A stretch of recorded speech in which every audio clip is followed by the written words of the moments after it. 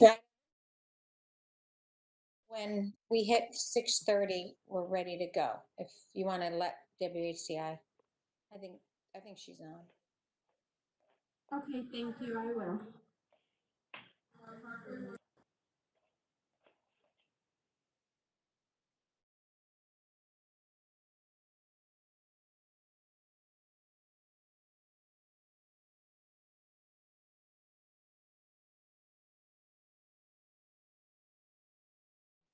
Great.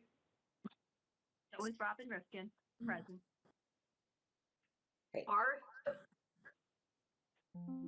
Hello. Madam Mayor, Yes. I just would like to make everyone aware who's on a phone, on the line, they need to unmute and mute themselves. And unmute them.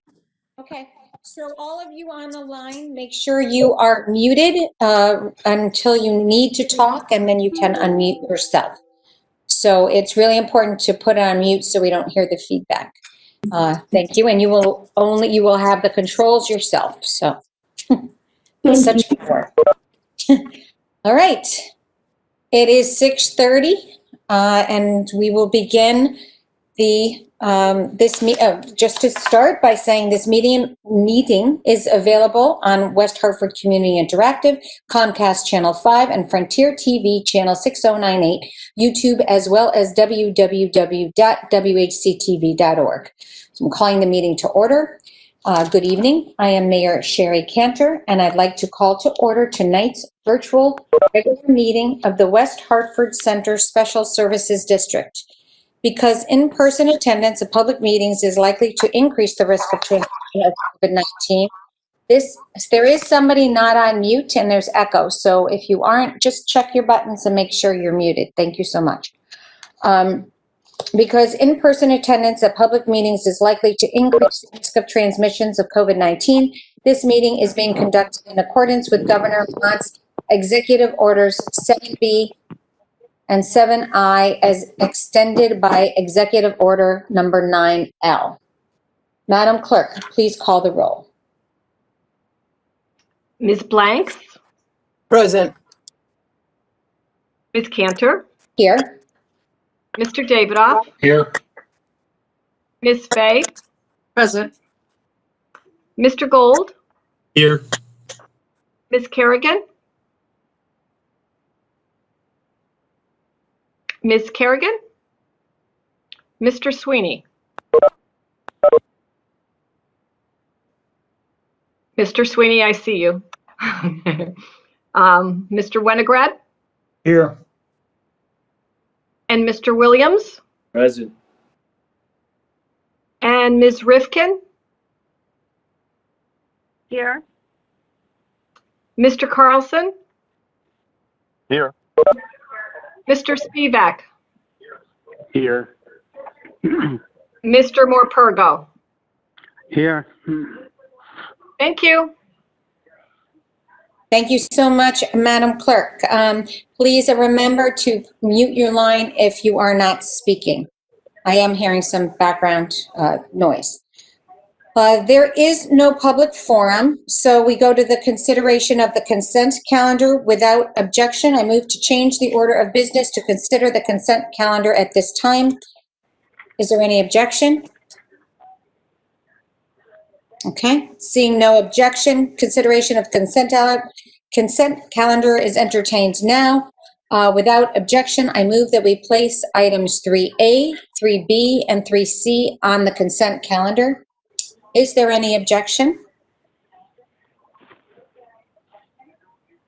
Okay, seeing no objection, those items will be placed on the consent calendar.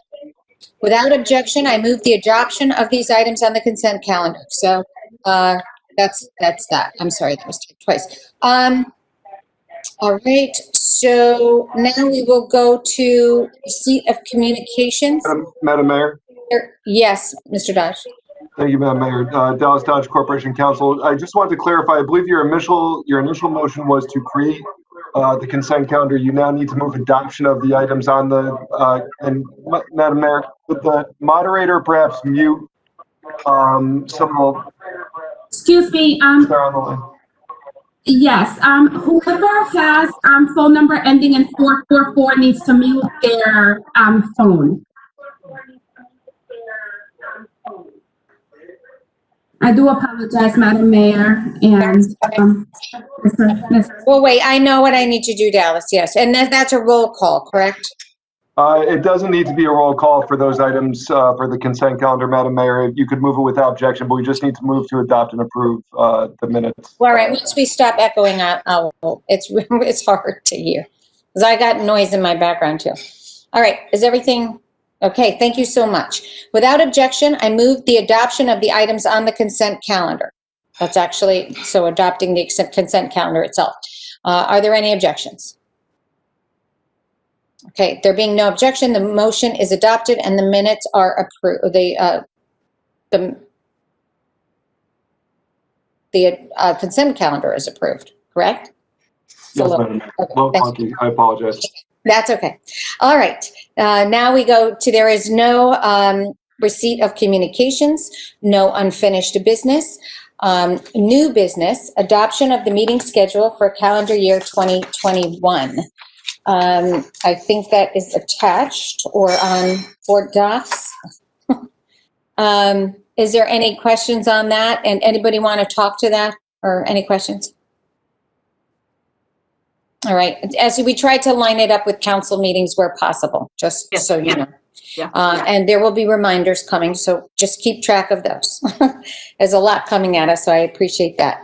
All right. So I'd like to make a motion to adopt the meeting calendar for 2021, and we will need to do a roll call for that. Ms. LeBreau. Okay, Ms. Blanks, Yes. Ms. Cantor, Yes. Mr. Davidoff, Yes. Ms. Fay, Yes. Mr. Gold, Yes. Ms. Kerrigan is absent, Mr. Sweeney,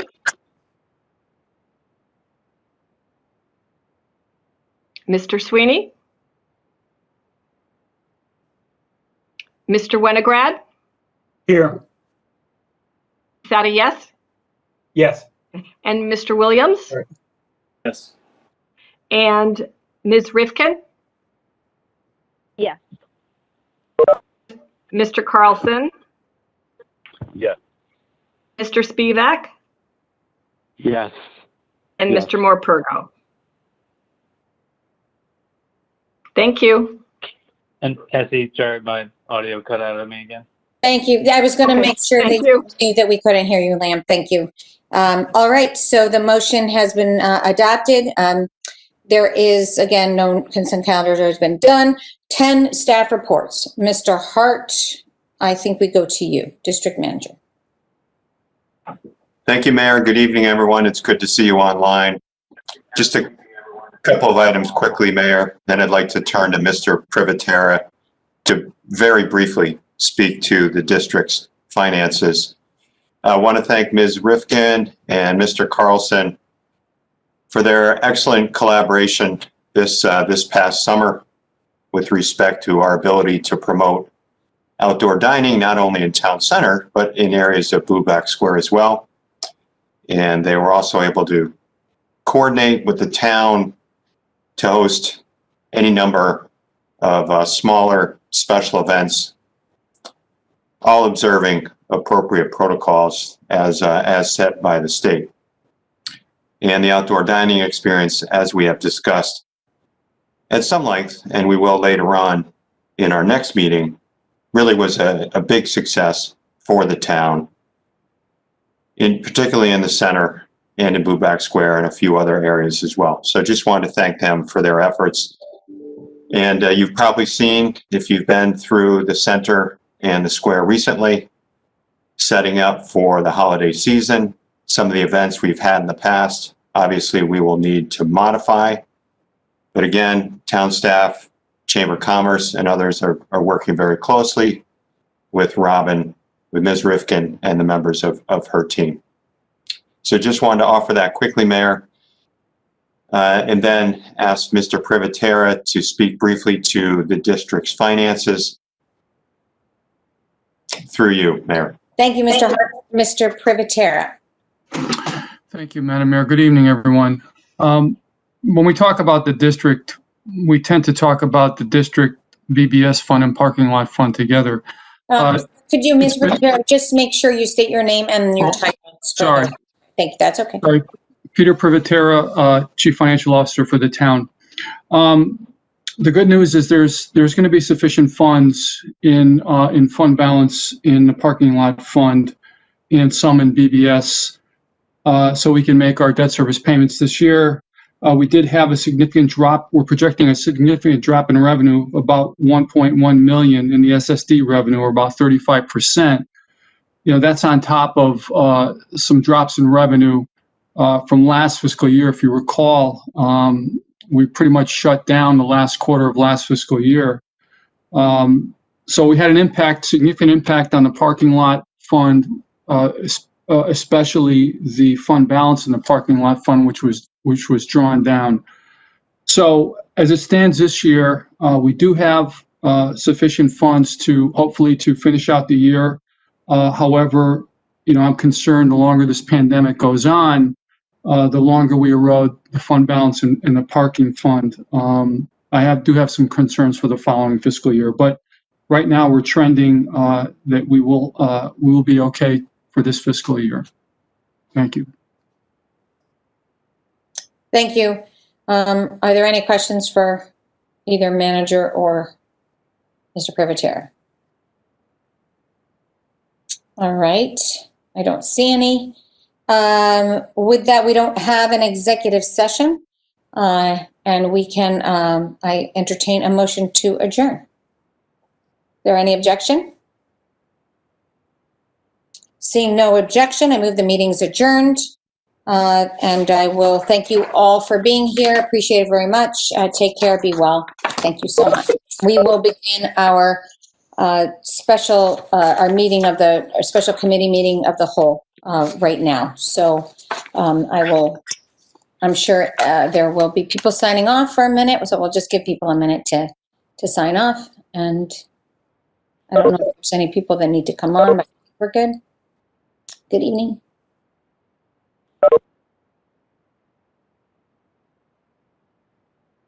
Okay, I think it looks like we're good to go. And actually we are starting with our public hearing, and then we will.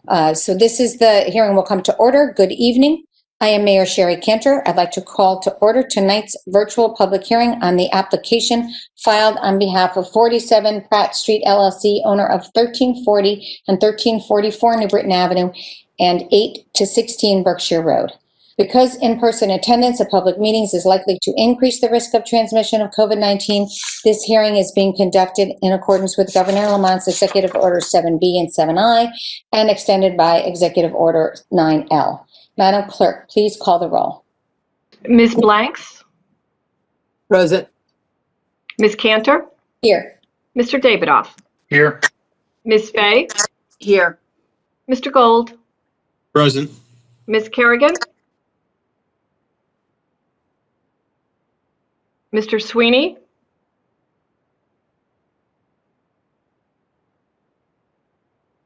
Mr. Winograd? Here. Mr. Williams? I see Mr. Sweeney. Ms. Kerrigan? So Ms. Kerrigan is absent. Thank you, Madam Clerk. This is Mayor Cantor again. We are going to continue tonight's public hearing to 6 p.m. on December 3rd, 2020, in order to accommodate a number of requests we received from members of the public who wish to participate via video. As a result, we will not receive any presentations or testimony tonight from the applicant or anyone else. Also, the Town Council will take no action on this item at its meeting tonight, except to postpone consideration of this matter to the new time and date. The town will publish a new legal notice and letters to abutters with the new time and date, as well as instructions on how participants can participate will be issued. Additionally, an email message was sent to all 20 residents that submitted written testimony regarding the New Britain Avenue Berkshire Road application, advising them of the new date of the public hearing. Before I conclude, I want to note that we have some folks on the line who I assume are probably here to comment on the application. I'm not sure I see numbers, but in case there are, we have a council workshop beginning at 6:45 using this same line. And so I would ask everyone who's on the line for the public hearing to please hang up. If you wish to watch the council workshop, you can access it on television by tuning into Comcast Channel 5 or Frontier TV Channel 6098 or online at www.whctv.org. With that, the hearing is continued to 6 p.m. on December 3rd, 2020, and we will pause for a minute and begin the workshop. Thank you. Essie, can you hear me now? Now we can, but yeah, it's so weird. Yeah, I'm literally unmuting my computer so you can hear me through my phone. Very odd. Oh, okay.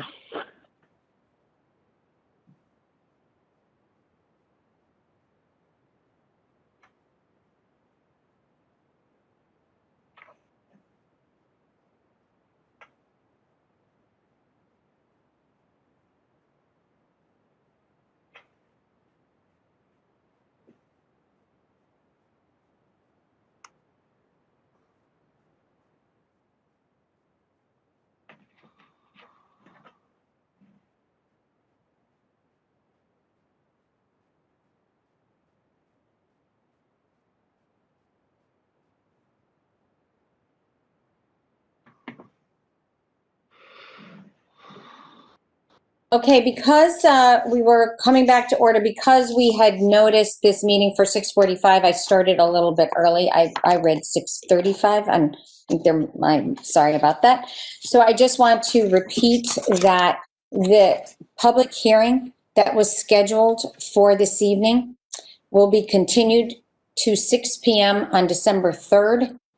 There will be no action, no comments received either from the public or town staff or the applicant on this application. All of the documents that we received, all the communications we received did have letters telling them when this hearing was going to be postponed to. And I just want to repeat that if there's anybody on the line that would like to comment on this, we are not commenting on it tonight. It's being delayed till December 3rd. And the reason for the delay, again, is to allow everyone the access to a virtual opportunity as opposed to just audio, but where the council and the applicant also have visual. So we wanted to make sure that that was all accommodated. So we will again continue this. No action will be taken until December 3rd when the public hearing will begin. All right. And now we are starting our workshop or special virtual town council meeting. And we will start with a roll call. Ms. LeBreau. Ms. Blanks, Present. Ms. Cantor, Here. Mr. Davidoff, Here. Ms. Fay, Present. Mr. Gold, At hand. Ms. Kerrigan, Mr. Sweeney, Here. Mr. Winograd, Here. and Mr. Williams. Here. Thank you, Thank you, Ms. LeBreau.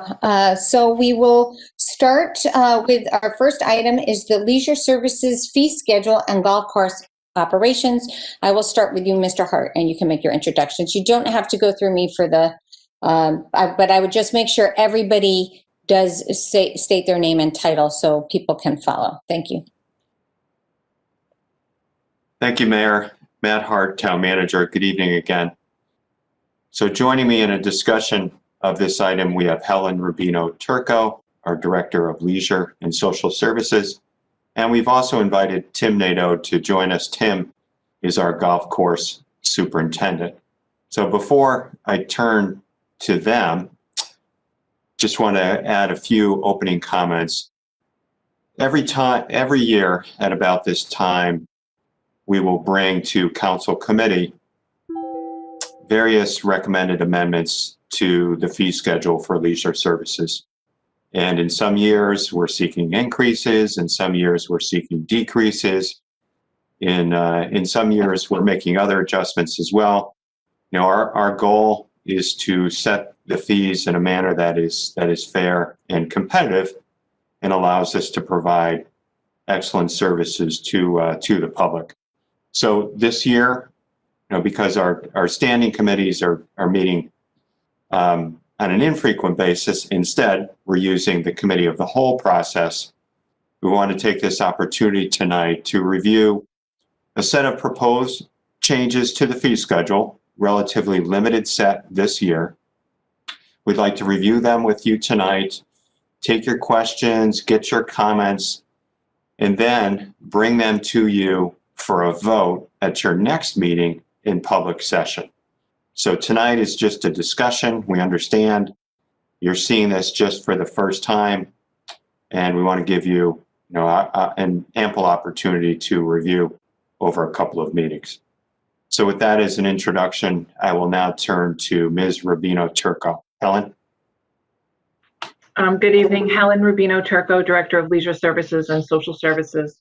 And I wanted to just speak briefly about amending the fees, but before I get to that, I wanted to, because Rockledge is one of the items to be considered for some minor fee changes, we wanted to bring to your attention some changes that will be taking place at Rockledge.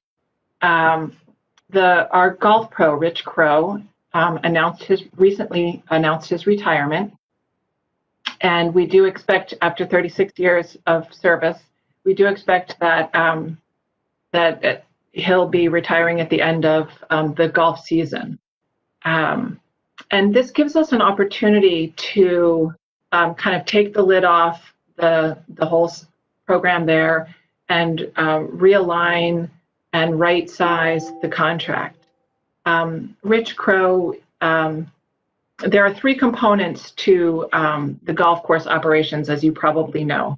There's the programs themselves, the greens fees and the cart rentals and that kind of thing, and that's all run by the golf pro. There's the maintenance, which is done by Tim Nadu and his staff, and then there's the restaurant. And these three legs of the stool all have to be contributing to the overall success of the operation.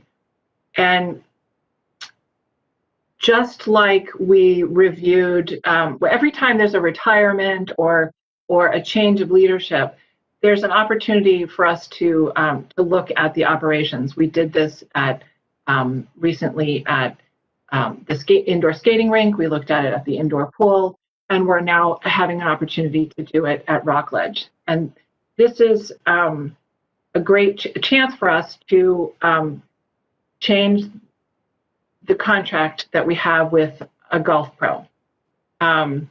So recently, the restaurant changed hands, and we have a new restaurant operator there. They're doing well. In addition to their rent of about $60,000 a year, this past year, they also contributed an additional $45,000. It's part of their lease contract. As they hit their revenue marks, they share, as part of their rent, they share their success with us. We also had a retirement of Al Adiskevich, our superintendent, and Tim replaced him, and has been tweaking the way we operate, saving money on water, doing slight changes to the way the operations are run.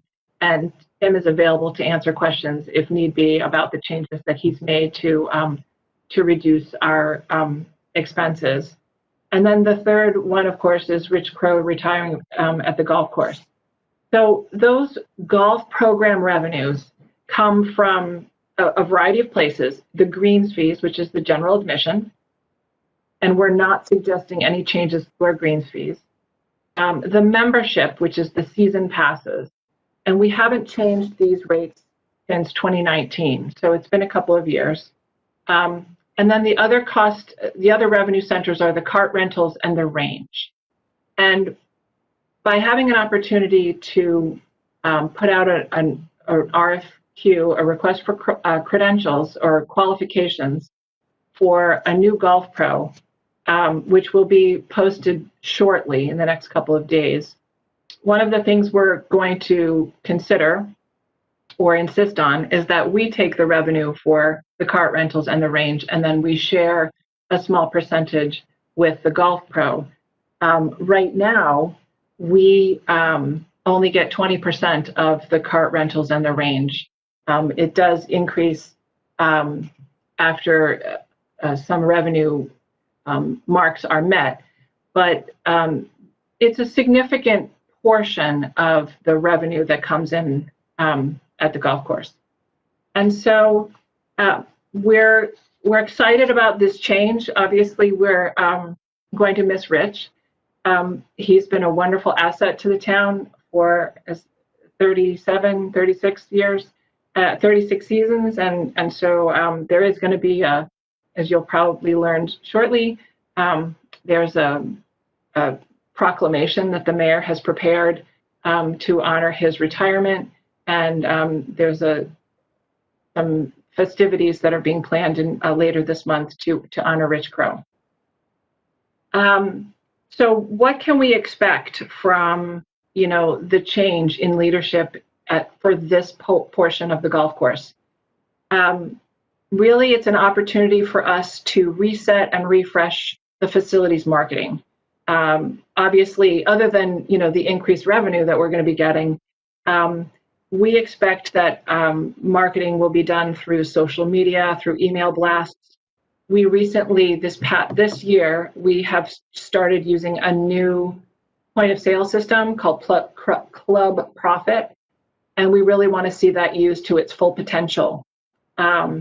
We want to see increased use at the driving range, and we want to see. It's also an opportunity to renovate and refresh the pro shop. So we hope that those last two, the range and the pro shop, are really something that the new golf pro can make a significant contribution to the overall success of the facility. Overall, the 2020 has been an excellent year. COVID-19 is a silver lining. In the past, we've run the golf course at a deficit. And so we do need to always tweak our fees so that we can try and recoup, particularly when we see increase in maintenance costs. For example, during COVID, we increased this year rounds by nearly 6,000 over the last year. At Rockledge, it's about a 20%. We're on a pace. We're already over 39,700 rounds of golf. We haven't seen these numbers in quite some time. So we're anticipating about a 20% increase at Rockledge and a 50% increase at Buena Vista. This is just raw numbers of rounds of golf. But one of the things that we've also seen at Rockledge, and Tim can verify this if you'd like, during COVID, we did shut down. So we did lose 8 weeks of golf.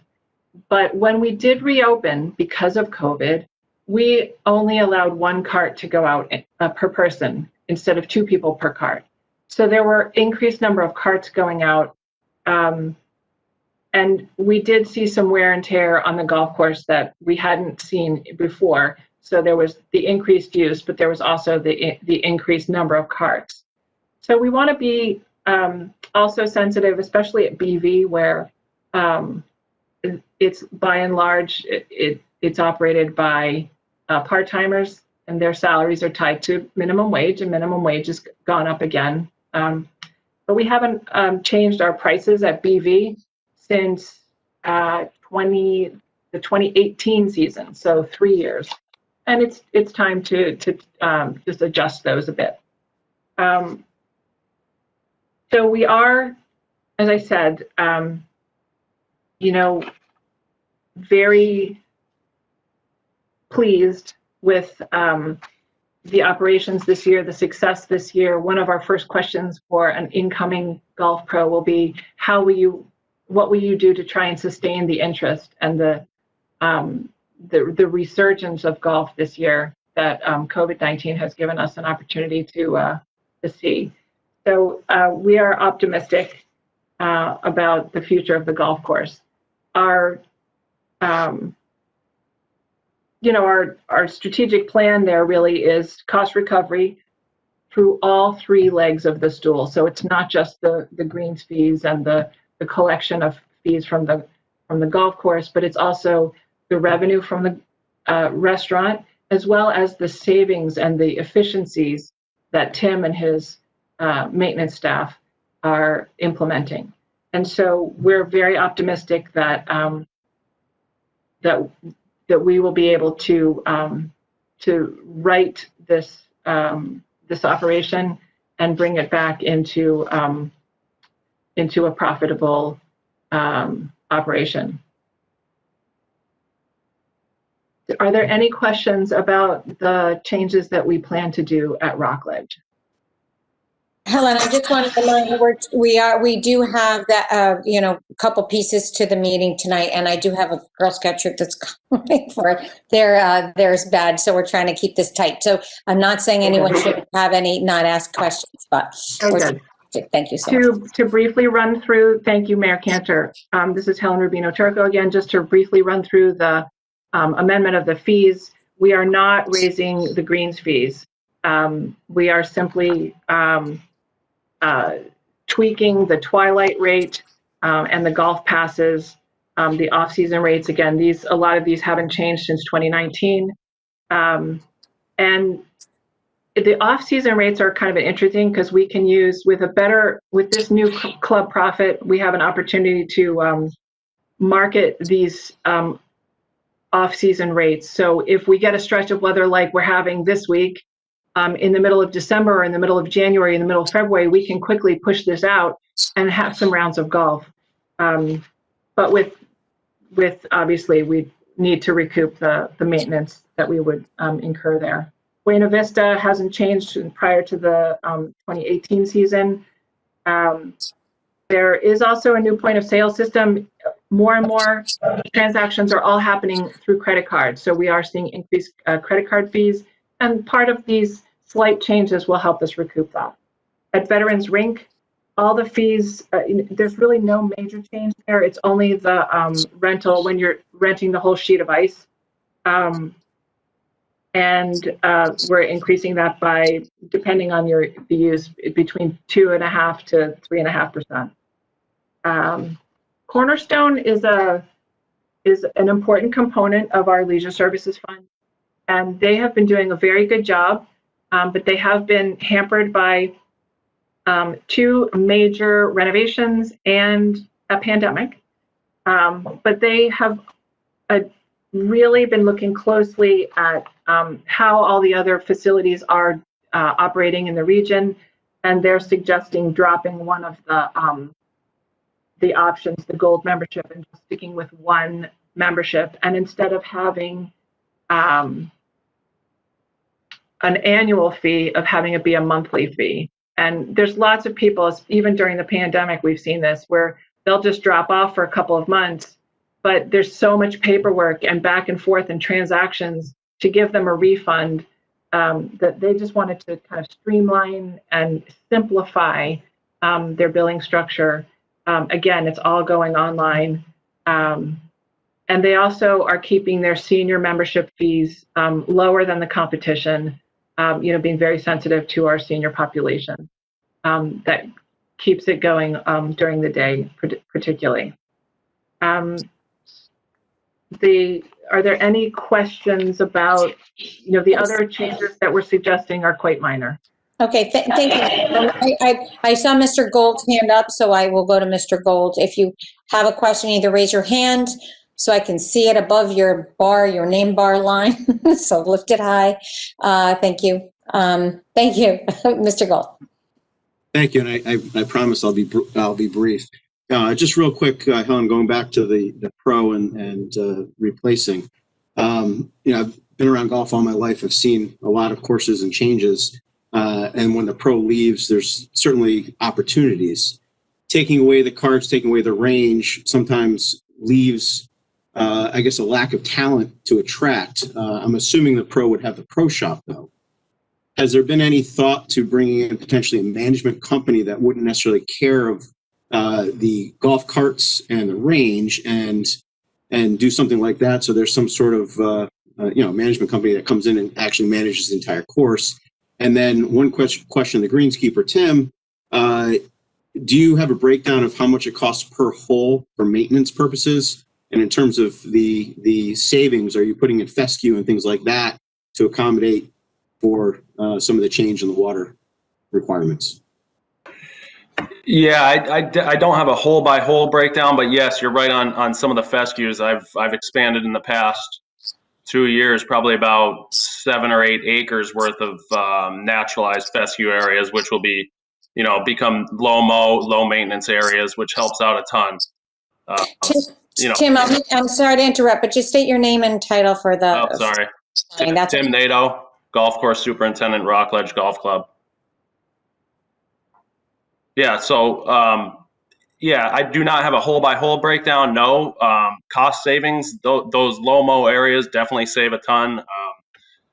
Water management is one of the biggest savers in my mind, because it's as little water as you could put out is the best thing for it. It's tough because it keeps it on the edge of its life, but it's much more feasible for the golf course to be at a lower input of water, which saves us money on the pumps and also saves us money on chemicals and pesticides, because the more water you put down, the more of that you'll need to apply to keep up.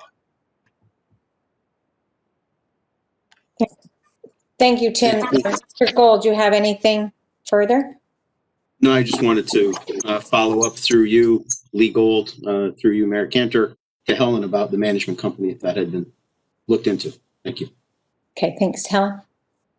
And just state your name and title too. Helen, you're muted. Sorry about that. Helen Rubino Turco, Director of Leisure Services and Social Services. Yes, we have looked at numerous options for the management of the entire facility. And Matt Hart can speak a little bit more to that. But Pete Privatera, the finance director, and I have looked at outsourcing the pro, outsourcing the maintenance, bundling everything. We do have 5 full-time people working there, and then numerous part-timers. The golf pro is an outside contractor, so there would be a retainer. And then the restaurant, we also have a long-term lease with arrangement with them, because they invested significant funds into renovating the restaurant. So they got a bit longer of a lease. We feel that this is the best option for our community. We retain control. We will reap revenue from and be able to cover the costs of our grounds maintenance through changing the Golf Pro contract. And there are still opportunities for the Golf Pro, not just from the shop, but also from lessons. The harder you work, the more you make. And if they are properly marketing the place and pushing golf carts and range revenue, they will get a share of that. And we've only just started. We're just about to start that search formally, but some of these components are negotiable, but we think that the current contract that Rich Crow had was perhaps the envy of golf pros certainly in New England, if not elsewhere. And so it's an opportunity for us to right size that contract and make it work for us as well. Thank you, Helen. Are there, oops, mute, please, whoever's on. Are there any other questions from counselors? Comments?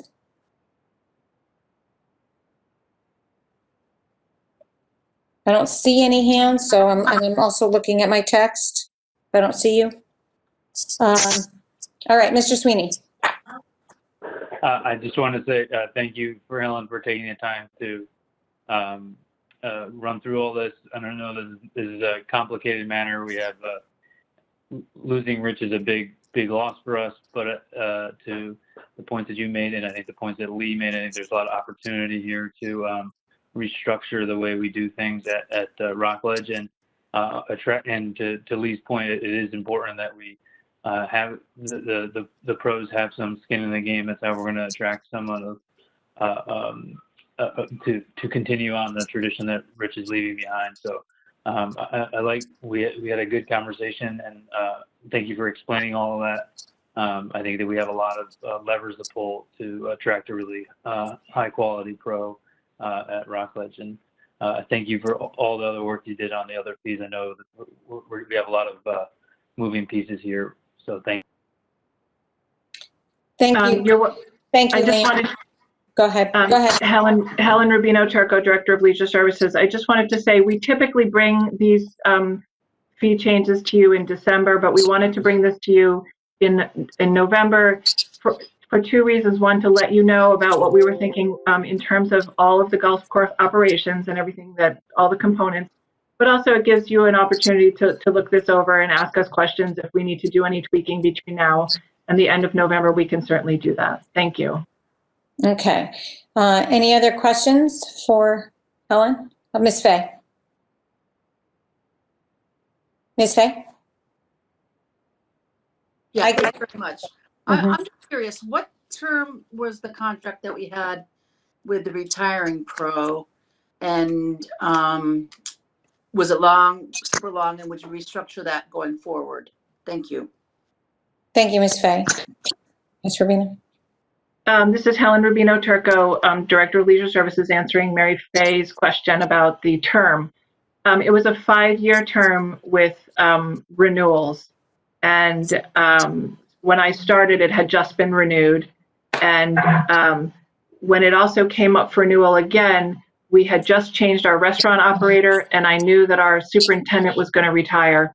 And I didn't want to make a sea change of everything all at once. So we changed the restaurant operator and got them all set up. We got Tim established. He moved up as assistant superintendent, and now we have an opportunity. Rich Crow is actually breaking his contract early, so it's an opportunity for us to jump on this and attract somebody, perhaps who might already be there, or someone from the region who has who's willing to work with us on our terms.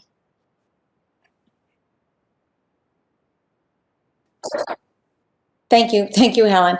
All right, any other questions, comments?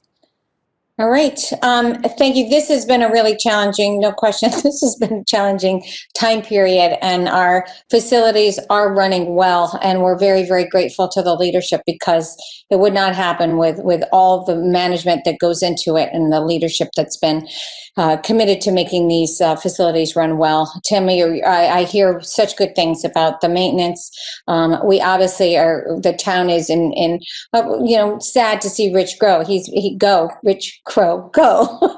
It's been a really incredible era, I think, for West Hartford, but I know we will attract a wonderful talent and will continue to be a draw and one of the top places to play. So, all right.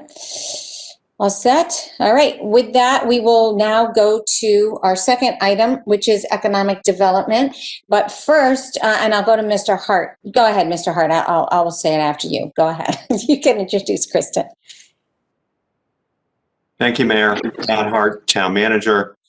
We also thought, Council, it would be a good time to provide you with an update on our economic development work and the great initiatives that Kristen has been working on But before I turn to Ms. Gorski, I just wanted to acknowledge and congratulate her because today she was selected by her peers to serve as president of the Connecticut Economic Development Association, which really is a tremendous honor. I think Kristen joined the board in 2017, and she's been moving up the ranks since then.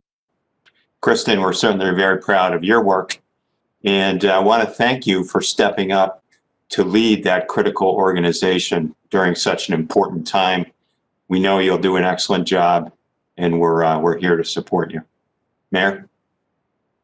Thank you, Matt. And I just also want to say congratulations. And I was so proud. I hopped onto the CEDIS annual meeting to hear Kristen and her peers. And we really should all be so proud of her leadership on that organization and the things that you have learned already. And I'm sure you will continue to learn and share with us. So we're grateful for the time that you're committing to that, and also just your leadership and your enthusiasm, and honestly, the great job that you have done during this pandemic for business outreach. So, and I'll kick it over to you. Thank you so much. For the record, Kristen Gorski, Economic Development Coordinator. It's going to be hard to give my report after those really kind remarks. I really appreciate it. And very quickly, I'll say I was so pleasantly surprised that Matt, as well as the mayor, were able to attend the annual meeting. I didn't expect that at all. So that was really nice. I so appreciate your support. Before I further go into any sort of economic development updates, I believe Matt would like to lead off with outdoor dining. Okay, Matt, go ahead. Thank you, Mayor. Matt Hart, Town Manager. And as we mentioned in our previous meeting and earlier meetings, actually, the town, I think we've a very, very successful collaboration this past year with our business community, our restaurateurs, and other retailers in our efforts to promote outdoor dining in the center, in Blueback Square, and other areas of town. You know, we have heard that some of our restaurants, some of those in the center, and Kristen will elaborate on this, they really had their best summer in years, if you can imagine that. So during this time period where they had restricted indoor capacity, because we were able to put our public right-of-way in play and create so many more seats, you know, they were able to do that. And it was so critical and important to them in order to keep their businesses going. So we had a very successful summer and fall experience. We are looking to continue to support our restaurants during the colder weather months. As I did talk about at a previous meeting, we will be removing the dining corrals that are in the street right now because we just cannot conduct snow removal operations with them in place. But again, we will continue to support outdoor dining on our sidewalks. We will dedicate some number of parking spaces to that effort. We will also dedicate some number of on-street parking spaces for delivery and pickup operations as well. So the town certainly made a significant investment in order to make this happen. And I want to thank the town council, you know, the mayor, for pushing us to embrace this idea, and for all of you for supporting the allocation of funds to make it happen. Back to you, Kristen. Thank you, Matt.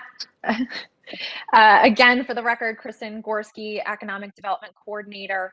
I will tee this up and say, unlike Helen and Rockledge, COVID has not been a silver lining for economic development. However, we have had some wins. And I would say where we have had a win was certainly outdoor dining. Overall, over the course of the summer, through our expanded opportunities for outdoor dining, we had approximately 40 restaurants who utilized expanded outdoor dining. In particular, 25 of those restaurants were located within the center and Blueback Square.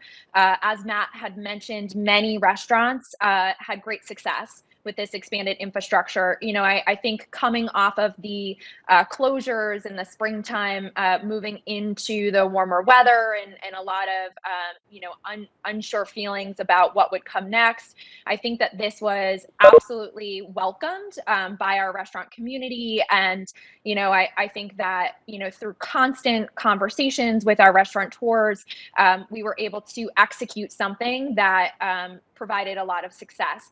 And so we have heard, as Matt said, that many restaurants had a phenomenal summer. And it's very interesting because, in addition, many of our retailers therefore had a very good summer, in particular in the center and Blueback Square. There was an immense amount of foot traffic that came into the center. In particular, a new clientele that we have not seen in the center before, as stated by many of our establishments. It was not their regular customer. It was people who oftentimes saw social media posts, press posts about the really cool environment that we were able to create here, and they were attracted to come to West Hartford to safely outdoor dine. So again, really great feedback that we've heard across the board. Moving into the colder months, as Matt mentioned, the barriers will be removed next week, and that's coinciding with the original end of the executive order to allow for the expanded outdoor dining that has been extended through February, I believe. However, based on the fact that we need to obviously prepare for any sort of cold weather events, staff decided to remove that. And we have provided an additional opportunity for our restaurateurs moving into the colder months, though. So this is any restaurants that would like to provide tented structures over any of their COVID or pre-COVID outdoor dining corrals. They can do so through a permit process that goes directly to the zoning enforcement officer. In addition, another component of that is any restaurant establishments that would like to provide additional heating sources, that also will go through this application process. So far we have heard from several of our restaurants who are interested in potentially pursuing this opportunity. In particular, we have received one application from Max Oyster Bar in order to put some tents in front of their establishment on the sidewalk on Farmington Avenue. And then we're still working through with several other restaurateurs their plans in how to execute something to support continued dining. One thing that I will mention is we did a mass announcement to all of our businesses that we had contacts for back at the end of October, just to announce this application process, as well as where we stood in terms of outdoor dining. Since then, obviously, the governor has rolled back the indoor capacity for indoor dining. So that went back from 75% to 50% last Friday. So initially, when we rolled out this expanded opportunity to be able to have tents and such, you know, that was with the 75% threshold in mind. And we, you know, we really looked at it to allow for restaurants to capitalize on the fact that some establishments are very small. They were having difficulty meeting 75% capacity indoors as is, and this would allow for them to carry some of those additional seats outdoors into this kind of tented area, either in front of their establishment or adjacent to. I think that it will definitely be a challenge moving forward with the 50% capacity. I think people are unsure about perhaps moving forward with any sort of significant investment to be able to allow for more space and more room. However, I think the really important part is that at the off chance that we have really great weather like we did this past week, definitely restaurants can keep their outdoor dining patios open, and if they don't have a tent, they certainly can seat patrons outdoors without any sort of tent. One quick item that I just wanted to mention as well is we had seen some press regarding different types of enclosed structures, such as igloos or greenhouses. Initially, the state of Connecticut, through the Department of Economic and Community Development, had denied those being allowed in the state of Connecticut. That has now been removed, and those types of structures are now allowed. They just require to have sufficient ventilation. And then also, as we understand it with tents, anybody who has 50% or more of their sides down, that is considered indoor dining. Anybody who has up to 2 walls, so up to 50% of the tented area enclosed, that is considered outdoor dining. With that being said, I will take any questions if anybody has any questions. Okay, any questions on, is there anything, all right, any questions on anything Kristen said, or Mr. Sweeney? It's less of a question, but just I just want to say thank you to Kristen for the work, and to Matt for the communication. I think you guys have really stepped it up, and it's been really great to get your emails and see how well you guys are communicating with the community during, obviously, this very complicated time for business owners. So I just wanted to say thank you for your hard work. Appreciate it. Thank you, Mr. Sweeney. Any questions, comments? Okay. I don't see any more. Do you have additional? I do. Okay, Yes. thank you. Go ahead. And I know that everybody's on a tight timeline, so I'll do kind of a speed round. I also I just wanted to say thank you, Liam, for mentioning that. At the beginning of COVID, we did not do any sort of those mass communications with our business community. It was much more specifically geared towards maybe industries or what have you. So that was a learning curve. I think it absolutely has been very well received from our businesses, and I appreciate the recognition of that. I will just note that we will be moving into constant contact to be able to send out emails. I'm sure that many people have, in reading their emails, seen our technology errors that my mass communications have been sending out multiple times in a row. But moving forward, we will not have that issue, as we will be migrating into constant contact, and I think that will actually help us allow for new people to sign up and for us to reach even more businesses in town.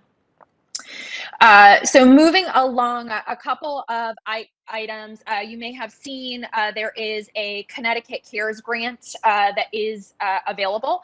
Applications will open, it seems as though sometime tomorrow evening, if not Thursday morning. So this Connecticut CARES grant is a $50 million pot of funding that was allocated from the CARES Act earlier this year through the Department of Economic and Community Development.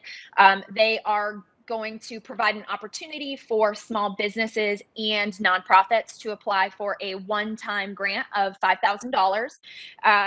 $50 million worth, half of that is allocated to distressed municipalities, so businesses located in distressed municipalities. So unfortunately, that is not West Hartford. However, that other $25 million, our businesses absolutely are eligible to apply for. Those funds will go incredibly quickly, though. A couple just quick highlights about that. In order to be eligible, there's a couple of eligibility criteria. It really is not very expansive. However, you are not allowed to exceed 20 FTEs or exceed $1.5 million in payroll in the year of 2019. In addition to that,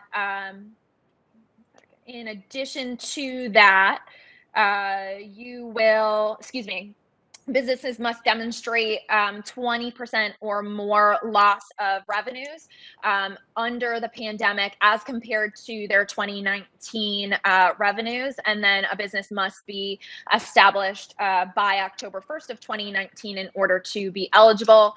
In addition to that, there's a couple of other items such as, like sin businesses are not allowed to apply. However, we think that with the fact that no stimulus package has been passed at this point in in time. We think that this is going to be a very helpful lifeline to our business community and nonprofits at a time when they need it most. So we're pushing out through as many communication channels as possible to allow for an opportunity for businesses and nonprofits to learn about this. Also, anybody who is interested, please share the state of Connecticut's website through DECD. There is a specifically dedicated page on there to this grant opportunity. The application is not currently up. As I said, it most likely will go up Wednesday night or Thursday morning. So anybody who is eligible and interested, they should just keep an eye out on that webpage. Moving along, couple quick notes. We have an ongoing partnership with the chamber. The chamber, just so much kudos to them. They're just doing phenomenal work as well throughout this really challenging time. They have been such a strong partner for the town, and they're always open to supporting us, no matter what. So a couple of items that we're working on in initiatives, and this also people working on these initiatives as well are Robin Rifkin from Blueback Square, as well as Renee McHugh. So a couple items that we'll see coming up. This initiative is called Stroll Your Own Way. So in lieu of the holiday stroll, we're working on a variety of different programs in order to support business. In particular, there will be a townwide window contest for the holidays. Typically, that is just in Blueback Square in the center, but we will be spreading that out throughout all of businesses in town. Everybody's welcome to be able to participate, and we're still finalizing what the judging component of that will look like, consistent with past years with the holiday stroll. In addition, we are working on some small live musical performances in Blueback Square, which will be streamed on Facebook as well as WHCI TV. We are also going to roll out a small business focused selfie contest. So this is to encourage people to both visit and shop at local establishments, and then also to help promote those particular establishments and give a lot more visibility to our businesses. There will be kind of a contest component included, so that should be rolling out within the next couple of weeks. And then lastly, the chamber is working on a holiday showcase, and this is similar to other video opportunities that they've had in the past. So this will be on Zoom, Facebook, also YouTube, and through WHCI, and this allows for multiple businesses to showcase a couple of the items that they have for the holidays, again, to gain visibility and hopefully drive traffic. In addition, we will be hosting, many of you will be attending next week, a business recovery roundtable. So we will have representatives from each of our major industries on this particular call. It is hosted through the West Hartford Chamber's Economic Development Committee, inviting the Special Committee on Economic and Workforce Recovery, and any of the town council members who would like to attend.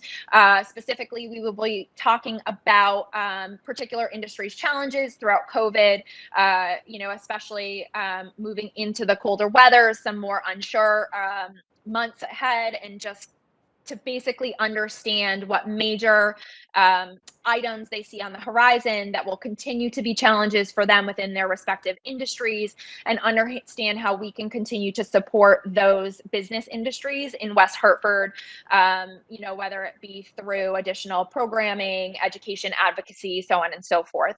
So really excited for that coming up next week on November 19th, 11 a.m. to 1 p.m. And then one more item, and then I have a very quick PowerPoint that I will run through. Keeping it in the community. Hopefully people have seen the chamber, as well as weha.com, Rennie Newton and myself have partnered for a new column in Monday's Business Buzz. We have done 4 weeks now. In particular, it is a column that shares a tip on how people can best support local businesses and small businesses.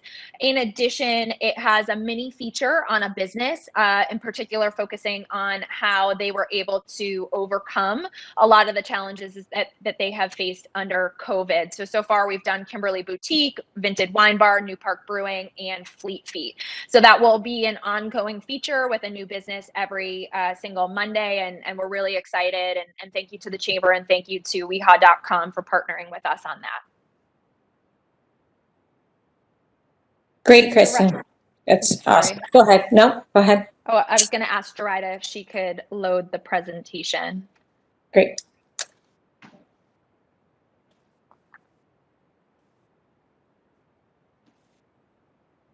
Okay. Great. And everybody can see that? Yes. Okay, excellent. So I'll run through this quickly. So I just wanted to give a snapshot in terms of leasing and business activity. So, you know, COVID has obviously been challenging in terms of leasing. We do have a much higher vacancy rate than we have had in the past. However, again, we have had some wins under COVID, and we still are the place to be. People really would love to get into our market.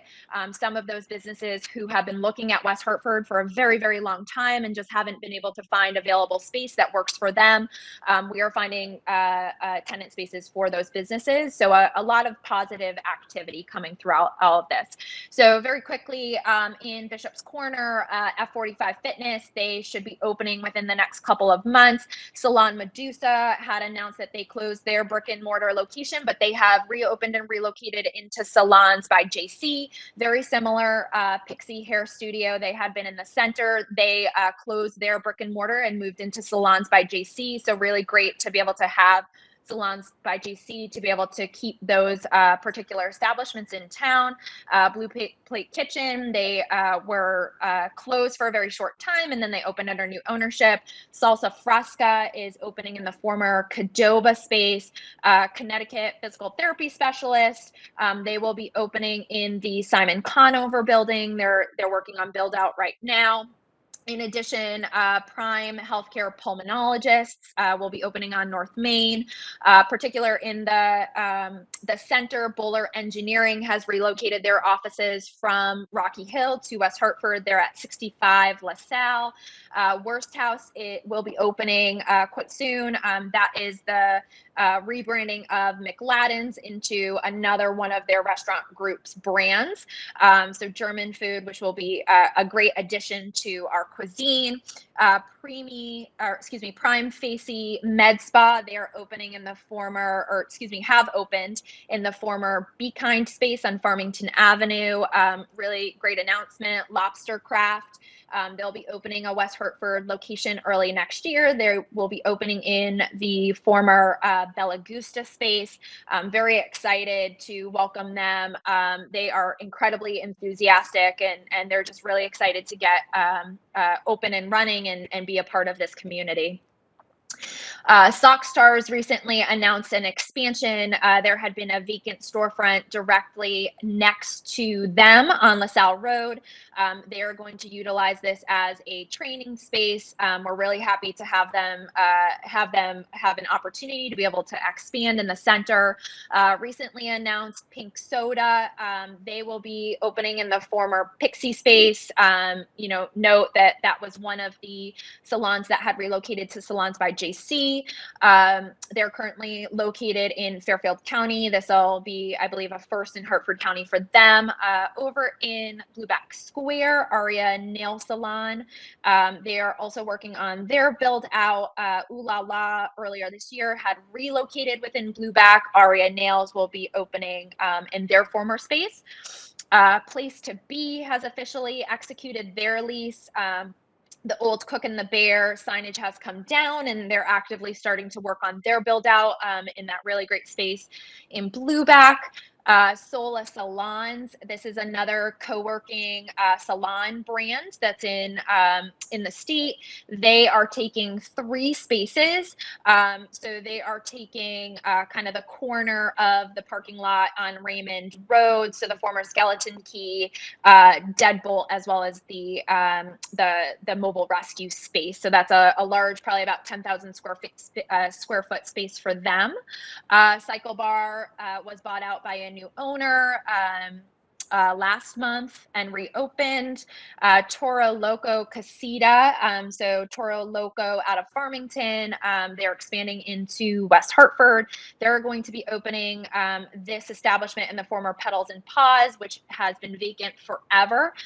So they are currently working through approvals for that location, and then we will see construction begin hopefully before the end of the year, but excited to be able to bring that particular property back online. That will be tremendous for that area of town. Goff Law Group recently opened over on Brace Road. Get Tight Spa, they are opening actually this week in Sunset Triangle, down by Stop and Shop. Toro Loco Tavernia, they are another Toro Loco establishment that will be opening in the former Park and Oak space. They are also working through some final approvals, and they are actually open for takeout currently in that location, which is really exciting. Panache had been Panache on New Park. They recently relocated to Park Road. To ride a next slide, please. Bird Code is getting ready to open anytime now on Park Road. That was the former 0 Degree ice cream space. Just a huge transformation and a significant investment. That property looks phenomenal. Caribe Restaurant, they are working on getting open in the former Prospect Cafe space. Beachland Smoke, they recently rebranded Beachland Tavern into Beachland Smoke. So that is currently open. Doro Marketplace in Elmwood is fantastic. It's a tremendous addition to the Elmwood neighborhood. A couple more over on New Park Avenue. Smash Avenue is a new business that will be opening soon. Gastro Park opened within the last couple of months.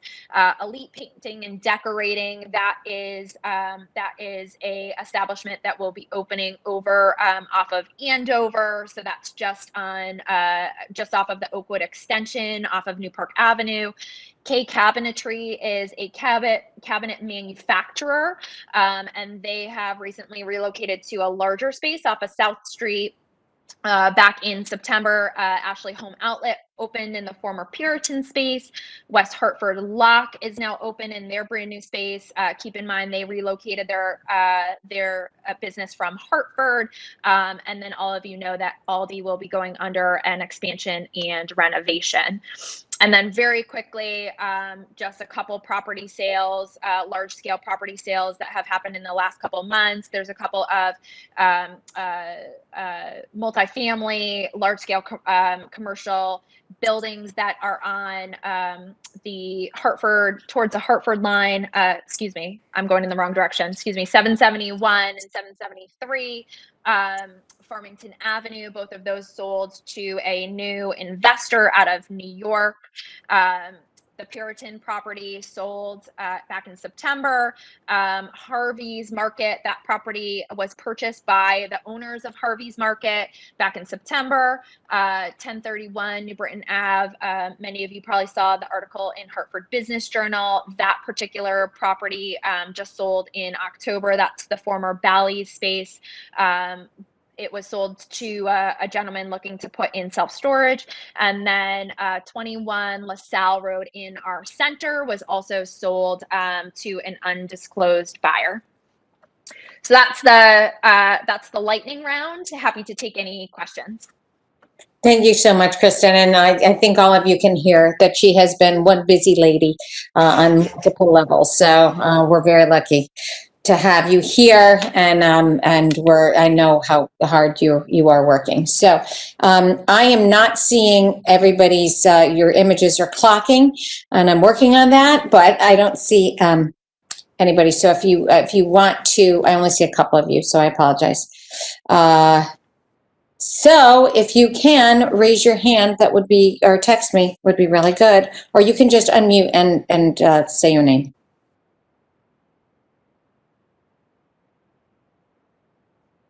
Okay, I don't see any unmutes. So, Kristen, thank you so much for your work. Mayor, Sorry, yep, go ahead, Carol.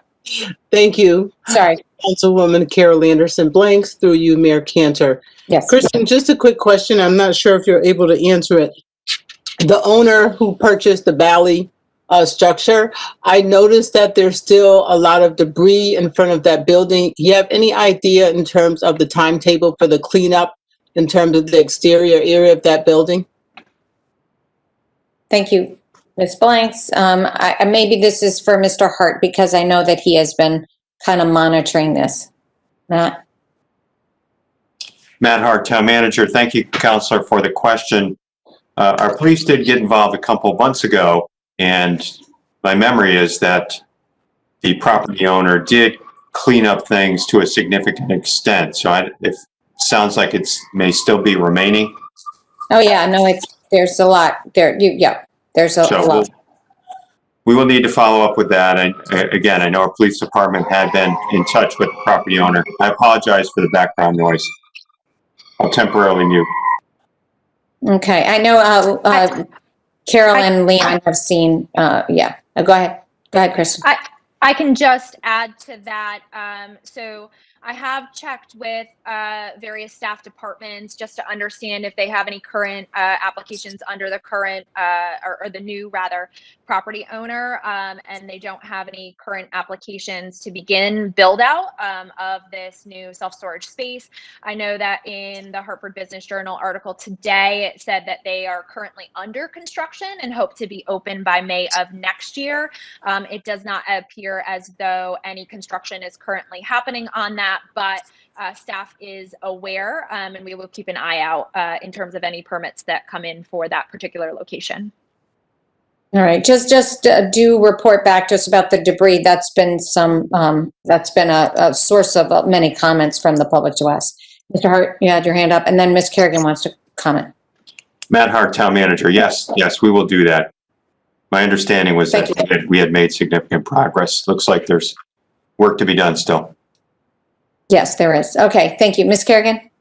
Through you, Madam Mayor, Councilor Kerrigan. Kristen, I just want to say that was a very impressive presentation, and you wouldn't know that we're in the middle of a very serious pandemic. The growth that you've had, particularly with Petals and Paws, which has been an eyesore forever. So I just want to say big kudos to you. You work really hard, and you really do great things for our town, and I'm really appreciative of that. So thank you. Thank you, Ms. Kerrigan, and I know Ms. Corsi thanks you very much too, because that was, we've been talking about that a long time. It's really wonderful news. Okay, any other comments or questions? All right, we have a Girl Scout troop that's, again, looking to us for a badge, so we must move on. So hopefully they're still logged in. So, all right, so we are going to close this meeting. We're just going to take a minute so I can pull up my agendas and start the council meeting. Again, Kristen, thank you so much for a great report, and congratulations on your presidency of CEDAS. Okay.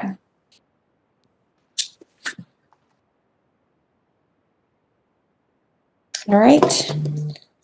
I'm just checking.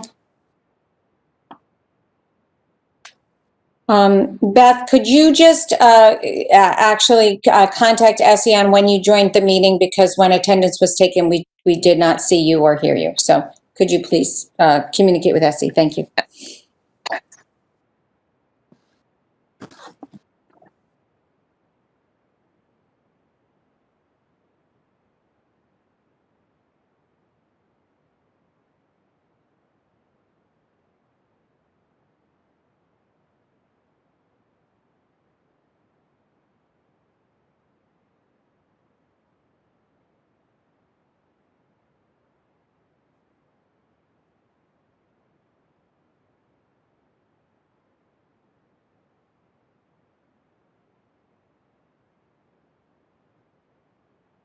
I'm just seeing if the Girl Scouts are going to do the pledge, so just hold on 1 minute.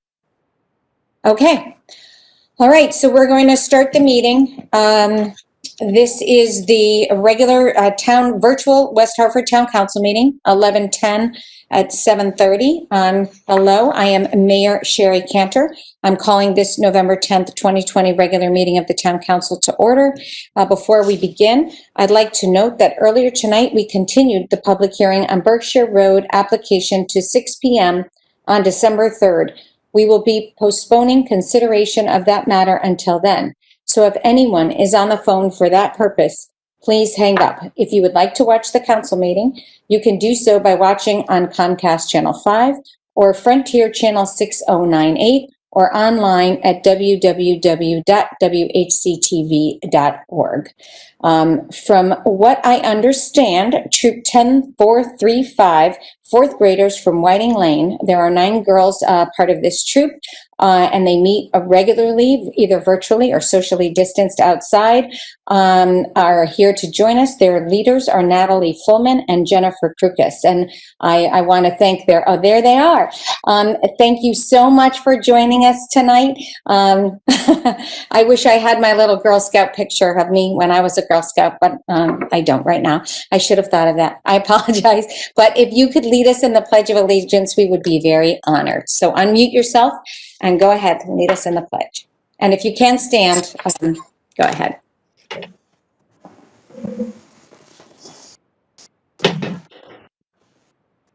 Ready, girls?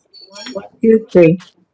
I pledge allegiance to the flag of the United States of America and to the republic for which it stands, one nation, under God, indivisible, with liberty and justice for all. Thank you so much. And what girls can you share the Girl Scout that was reading that or saying the pledge? We had all of our girls sing the pledge. All the girls, great, terrific. Oh, great! It was wonderful. Thank you so much for joining. Appreciate it. All right, and I don't know if you're staying on at all to watch the meeting or staying to watch the meeting, but thank you so much. Appreciate it. Now, be well, be safe. Okay, I just for an update, the United States, as I do this, because again, we are in a very, very serious pandemic. The CDC, as of today, reported 9,913,553 cases of COVID and 237,037 deaths. And the last 7 days, we've been well above 100,000 new COVID cases. I also would like to mention that our town clerk and our election officials, our registrars, deserve a big hand of applause from everybody. They did a tremendous job on this election, and it did not happen without the preparation and hard work that they really took so seriously. They did receive a letter from the Deputy Secretary of State, who said that they are the gold standard for the state of Connecticut. So thank you to our own Essie LeBreau, Cindy Perini, Madonna King, Carol Puderanto, Nicole Gilberto, and then Shaylee Perini and Louise Saris, and then, of course, our registrars, Beth Kyle, Patrice Peterson, and Deputy Registrars Beth Sweeney and Eileen Swanton, and a staff member, Ann Kilby. Patrice is leaving as registrar, and Beth Sweeney has just been elected new registrar. We are so grateful for the hard work to make all of our votes count, and in such a smooth and seamless way. We really, really appreciate it. Thank you. All right, then we go to a roll call. Ms. LeBreau. Thank you, Mayor Cantor. Ms. Blanks? Present. Ms. Cantor? Here. Mr. Davidoff? Here. Ms. Fay? Present. Mr. Gold? Here. Ms. Kerrigan? Here. Mr. Sweeney? Here. Mr. Winograd? Here. And Mr. Williams. I know Mr. Williams is there. We see you. Thank Okay. you. Thank you. So this is the public forum section of the meeting, and any resident or taxpayer of the town who wishes to address the council regarding any item of the agenda which is not otherwise subject to a public hearing may call 408-418-9388, access code 132-945-7777. Again, if you are tuning in for the Berkshire Road application, this item is being postponed until 6 p.m. on December 3rd, and you will have an opportunity to address it then. Anyone who is called in to comment on that item should please hang up and plan to participate in that public hearing again on 6 p.m. on December 3rd. Madam Moderator, is there anyone on the line that would like to comment something on the agenda other than something subject to a public hearing?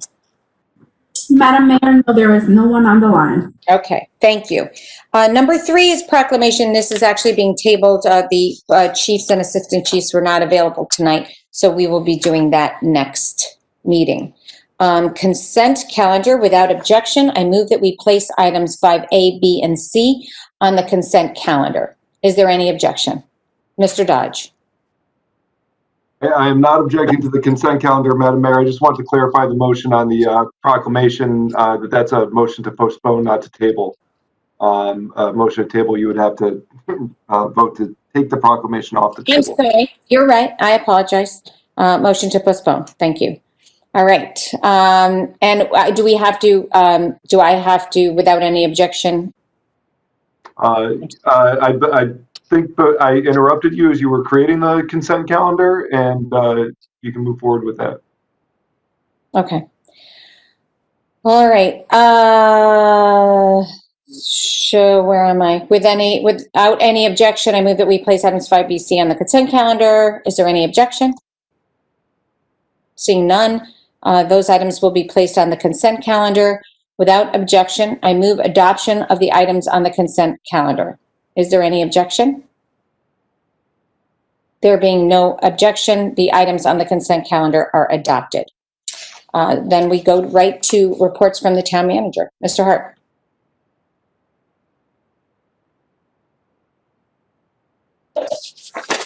Thank you, Mayor. Matt Hart, Town Manager. You do have, we loaded the report for tonight's meeting. It is somewhat extensive. I would ask you to read it at your leisure. I want to thank Renee McHugh and all of our directors for their assistance in putting it together. We're trying to provide you with more comprehensive reports, at least once a month during this time, just to keep you updated. So before I hit some of the highlights on my written report, a couple of additional things. With respect to our response, our ongoing response to the pandemic, I think, as you all know, the governor recently moved the state back into a modified phase 2. Town and health district staff are busy supporting the community through that. I did hear from the governor today that our positivity rate as a state is continuing to increase. Today was 6.7%, so that's much higher than it has been in months. Our town, West Hartford, the most recent data from the DPH, we are still in that second tier, or the orange zone, if you will. We have had 1,172 cases of COVID-19 since the start of the pandemic. I believe our most recent data, unfortunately, showed 150 deaths. However, that number has since increased. I think it's closer to 160 now, sadly. So just wanted to quickly touch base on that. Second item, tomorrow is when we acknowledge Veterans Day and our American Legion, the Hayes Velhage Post 96, each and every year, sponsors an event. It will be different this year with our COVID-19 restrictions in place. They will be hosting a ceremony tomorrow, November 11th at 11 a.m. at our Veterans Memorial. The guest speaker is Captain Heidi Ann Mooney, who's a veteran of the Marine Corps. I know the mayor is speaking and several others as well. You are certainly welcome to attend. if available. And obviously, we will observe all of the COVID-19 restrictions. Moving on to half a dozen or so items from my written report. First, under the area of community development and building inspection, you'll be hearing from our building official, Tim Nicoloci, later on tonight. But I did want to mention that our building inspection office processed almost 700 permits last month, which actually is an increase over the prior year. And activity has increased over the prior year, and that's consistent with data we're seeing around the state and around the country. You know, there is a lot of activity, building renovations, residential renovations, what have you. Our staff, I really want to credit them. They've helped to pioneer a means to conduct remote video inspections. They did 267 of them in October, almost 2,400 of them since late March. They've also conducted 1,000 interior and exterior on-site inspections since that time. In October, they took in a little over $143,000 in revenue, which actually was an increase, again, over what they took in October of 2019. So really want to thank them for their good work in supporting our contracting community. Moving on, a couple of items from the engineering division. The road diet, which the council is familiar with, the road diet study for North Main Street, that is well underway. Our consultant, they've completed traffic counts, they've started their analysis, they've started their outreach process, they're reviewing crash data. We do have a project site available on our webpage, and looking forward to completing the study and receiving it from the consulting team.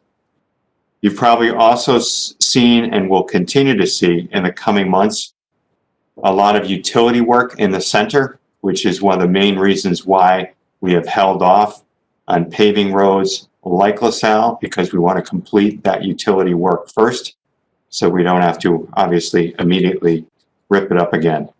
But Verizon will be doing work in the coming months, as will CNG and the MDC, all in that immediate vicinity. And we'll do our best to support them and manage through it. We did talk about outdoor dining in our earlier meeting, so I won't touch on that again. The health districts continuing to do some great work, and in collaboration with various medical providers, they are providing free COVID testing at the Elmwood Community Center. Really want to thank and acknowledge the mayor as well for continuing to promote and push that effort. This most recent round of planned testing will be administered by Intercommunity Healthcare. Again, at the Elmwood Community Center, no out-of-pocket costs, but we do ask people who are insured to bring their insurance card. No appointment is necessary. Everybody is welcome. No pre-registration either. And we're conducting the testing from 9 a.m. to 4 p.m. on 3 different dates, 3 different Tuesdays. Today was the first day. Second will be Tuesday, November 17th, and then we'll wrap up this current round on Tuesday, November 24th. So thank you to them for their great assistance to the community there. Moving on to leisure and social services. We also talked about in our earlier meeting the fact that our longtime golf pro, Rich Crow, is scheduled to retire. And Rich has had a long and storied career here in West Hartford. He joined the Rockledge Golf Club in 1985, and after 36 years is retiring as the current season, which is a record-setting season in many ways, is drawing to a close. During his tenure, Rich received many, many different awards, including the PGA Golf Professional of the Year. So certainly want to thank and congratulate Rich on a job very well done. I know the mayor and I will be attending his virtual retirement ceremony next week, but wanted to thank him in this forum as well. And Rich, all the best to you and your new spouse in the years ahead. Thank you so much for your great work. Just a couple of other items, Mayor. The West Hartford Senior Centers, this is a really neat program. They're organizing weekly walks at various town parks, a 1 to 2 mile loop. They're doing this in a socially distant way. They'll be holding their next walk at Wolcott Park on this coming Monday, the 16th. Masks must be worn and proper social distancing rules are to be followed. I'd like to congratulate our library for winning first place for the eighth consecutive year as best library in the greater Hartford area. So that's 8 years in a row. So tremendous job on their part. And moving on to Public Works, I wanted to note that our overnight parking ban, recall, we had suspended the overnight parking ban since early on during the pandemic, the prohibition on overnight parking from 2 a.m. to 5 a.m. And we did that in order to accommodate an influx of people returning to town, and we really haven't heard of many problems or issues with that. But we are going to implement the ban for the winter months, primarily to assist with snow removal operations. So overnight on-street parking will be prohibited from 2 a.m. to 5 a.m. And this will run from December 1st of 2020 through March 31st of 21. During this period, residents can request a parking omit through the police department process, as they've been able to do in years past. And we're going to take this time to evaluate some options, to make a recommendation to all of you to determine whether or not it makes sense to continue the on-street parking ban in a more permanent way. Should we go with a more seasonal option?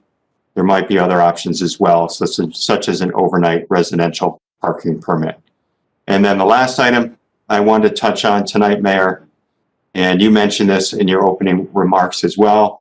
I also wanted to congratulate our town clerk, Essie LeBreau, our 2 registrars, Beth Kyle and Patrice Peterson, for their and their staff for their excellent work in managing this recent election. And it really was quite a team effort. Information technology, plant and facilities, the police department, really everyone pitched in. And they did a fabulous job. And our community really is in their debt. So that completes my report for tonight, Mayor. I apologize. I went on at some length, but I'm happy to take any questions council members may have. Well, you put the Girl Scouts to sleep, so I don't know. No, thank you, Mr. Hart. Are there any questions for Mr. Hart? I did have a question on the center utilities. I know in the past, and one of the reasons that Elm Street didn't happen was the lack of electricity and the ability to connect. There was some issues with connections and the difficulty on that on LaSalle, especially if we're re-envisioning LaSalle. Are there things that we can do now in underground work to allow us some flexibility for having some more capacity there for maybe speakers and, post-pandemic world, but things that we can make sure that we are planned for when we are opening up the streets? Thank you, Mayor. Matt Hart, Town Manager. I think that's a great suggestion. We are talking about continuing outdoor dining in some permanent fashion for the future. We do want to be able to re-envision that street for that purpose. And we'll check to see what opportunities we have with this current round of utility work to facilitate that and report back to you. Thank you. Appreciate that. All right. Any other questions, comments for Matt? I don't see any hands up. Okay, we will go to, and just, unmute and yell at me if you, if I didn't find you or text me. All right, we will go to Corporation Counsel, Mr. Dodge. Thank you, Madam Mayor, Corporation Counsel Dallas Dodge. And I just want to echo your comments with regard to the clerks and the registrars who did a fantastic job with everything on election day and leading up to it. We had, my staff was here on standby in case we were needed, and fortunately we were not, which is a credit to the fantastic job that our clerks and registrars did. The governor issued, I believe it was last night actually, Executive Order number 9L, which extended through February 9th, all unexpired executive orders, as well as concurrent municipal and agency orders that go along with that. There's really any number of executive orders that are extended by that. Probably most relevant is the governor continues to update the sector rules for various businesses, and I would encourage any resident who's interested in learning more about what the new sector rules are to visit ct.gov/coronavirus, where DCD has done a very good job of setting forth what the different rules are between phase 3 and our new phase 2.1. And that's all I have, Madam Mayor. And I apologize. I do also need to wish a very happy birthday to Deputy Corporation Counsel Gina Verano, who I hope is not watching this evening. I think she's out to dinner, and there will be no executive session this evening. Well, she's going to have to be home soon before she turns into a pumpkin, but happy birthday, Gina. You have worked so hard, and we're so appreciative of, and I hope you're enjoying it, and I hope maybe you'll replay this, but if not, hopefully somebody will tell you we all thought about you tonight. All right, any questions or comments for Mr. Dodge? Okay. All right. I do want to thank WHCI for just being there all the time. They are beyond a public service. It is such a important resource to our community. And that also made voting go well because there's information that was delivered to residents in a way that they really could understand. So I really, really appreciate that. All right. With nothing further there, we're going to go to number 7. Application was filed on behalf of 47 Pratt Street, LLC, owner of 1340-44 New Britain Avenue, 1816 Berkshire Road. The stated purpose of the application is to request a change of the underlying zone for 1.7 acres at the northeast corner of the intersection of New Britain Avenue and Berkshire Road from R6 one-family residence district to RM2 multifamily residence district, and to request a special development district designation for proposed 26-unit multifamily development along with the associated site improvements, including parking, drainage, and landscaping. The site is currently improved with has a single-family home and detached garage, both of which the application contemplates removing. This agenda item will be the subject of a public hearing, but without objection, I move that this item be postponed to the special town council meeting on December 3rd at 7:30 p.m. Is there any objection? There being no objection, this item is postponed. Mr. Dodge. Mr. Dodge, I think you're on mute. I don't know. Mr. Dodge? Thank you, Madam Mayor. And I'll go into more detail about this when we actually hold the public hearing and when the council takes action on this. But I did just want to clarify for the benefit of members of the public who are watching. As you are all aware, we did receive a petition on October 13th, 2020, objecting to this application.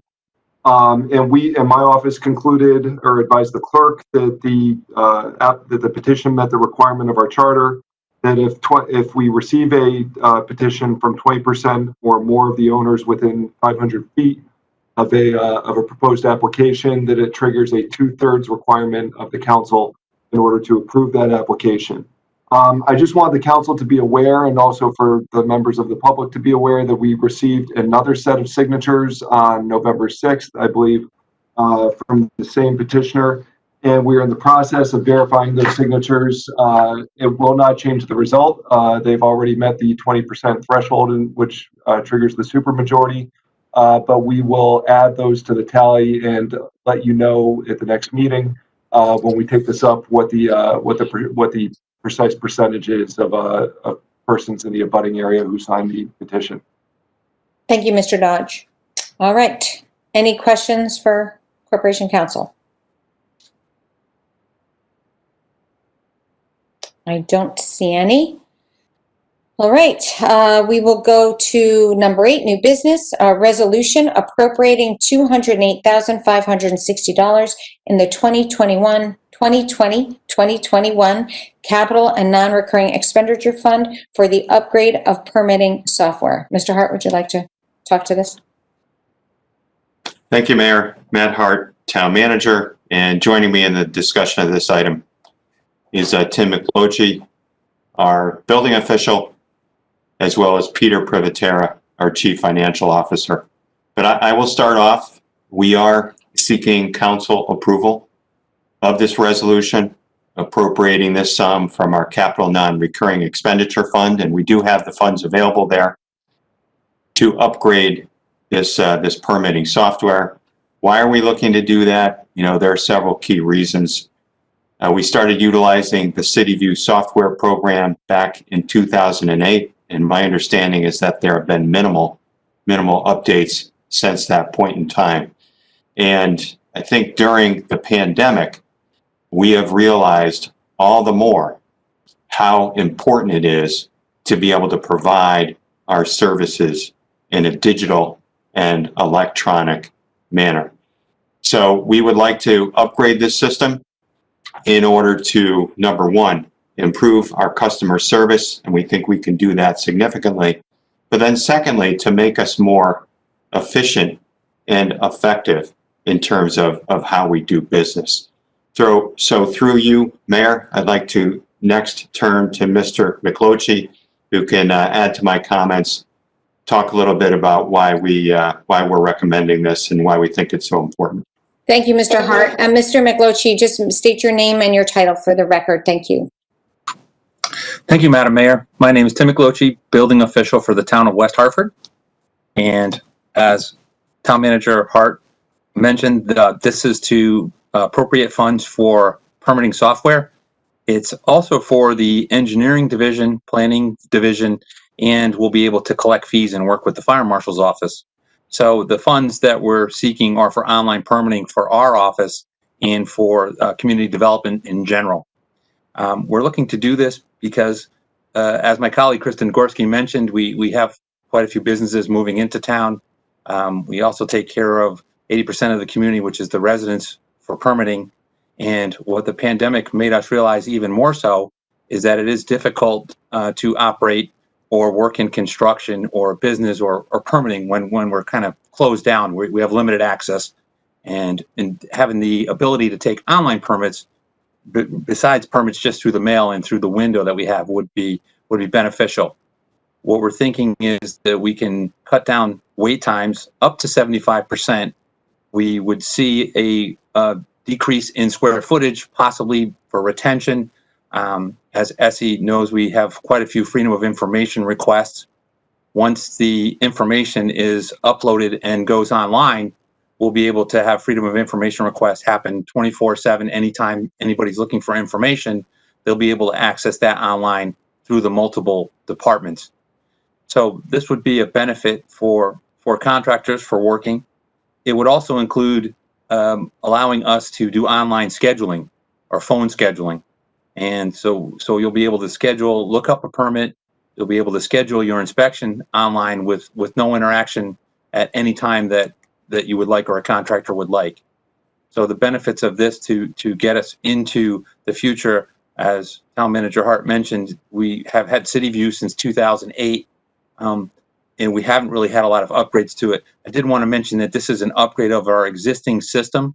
I'm sure everybody's seeing the software proposals and the multiple different options that are out there now. Back in 2008, there weren't as many options, so we went with CityView.